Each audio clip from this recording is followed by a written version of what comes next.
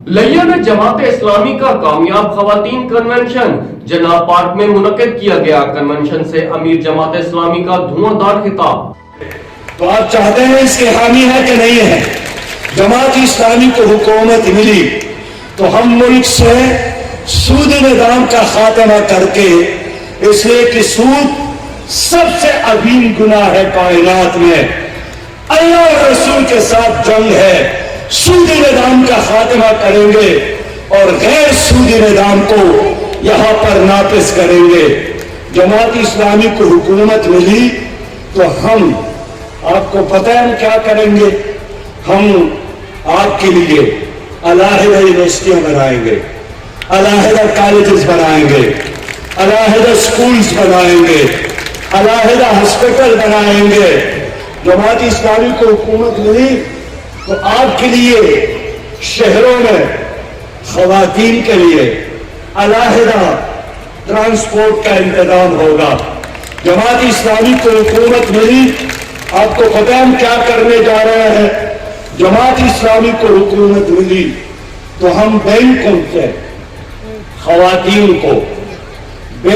سے خواتین کو بلا سود قرضے دیں گے تاکہ وہ اپنے بچوں کو پڑھائیں، اپنی بچیوں کو زیور تعلیم سے آراستہ کرے۔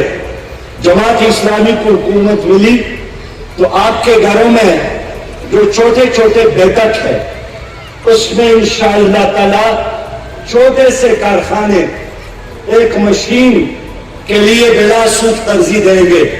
یہ میں نے دیکھا ہے دنیا کے بہت سارے ممالک میں کہ خواتین کو قرضے ملتے ہیں، وہ ایک چھوٹا سا پروجیکٹ، ایک چھوٹا سا صنعتی یونٹ لگاتا ہے، مرد بھی کماتا ہے اور عورت بھی اپنے گھر میں اپنے بچوں کے ساتھ بیٹھ کر اس مشین کو چلاتی ہے۔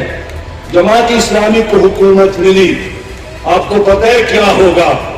جو مرد اپنے بیٹیوں کو جائیداد میں وراثت میں حصہ نہ دے وہ ممبر نہیں بن سکے گا، نہ کونسلر بنے گا، نہ قومی اسمبلی کا ممبر بنے گا، نہ صوبائی اسمبلی کا ممبر بنے گا، وہ ڈسکوالیفائڈ ہوگا۔ کیوں؟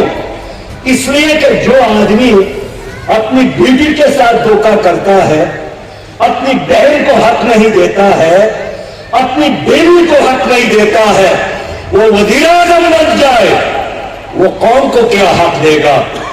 میں آپ سے ایک اور بات بھی کرنا چاہتا ہوں،